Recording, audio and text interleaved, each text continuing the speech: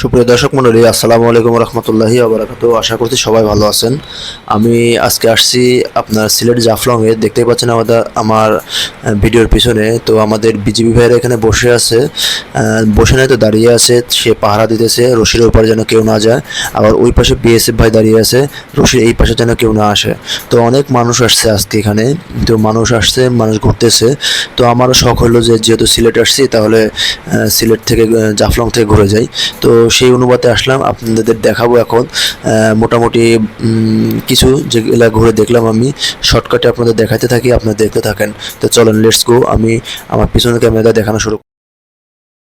এই যে দেখা যাচ্ছে আমাদের বাংলাদেশের পতাকা উঠতেছে, পাশে ইন্ডিয়া পতাকা, অর্থাৎ ওখানে আমাদের বাংলাদেশ সীমান্ত শেষ।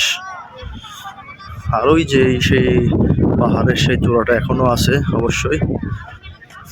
এটা দেখছিলাম ঝুলন্ত ব্রিজের পাশে যে পাহাড়ের চূড়াটা, এটা ছোট। যখন আসছিলাম তখন তো অনেক ছোট ছিলাম, তখন ভাবতাম যে এটা মনে হয় কবে যেন পড়ে যাবে, কবে যেন পড়ে যাবে। তো না, পরে নাই এখনো। অর্থাৎ ওর পাশ দিয়েই আবার হলো রোড গেছে, দেখেন আপনি। এই যে গাড়ি চলতেছে, তাদের ইন্ডিয়ান গাড়ি চলতেছে। তো জায়গাটা আসলে অনেক সুন্দর হয়েছে। আরও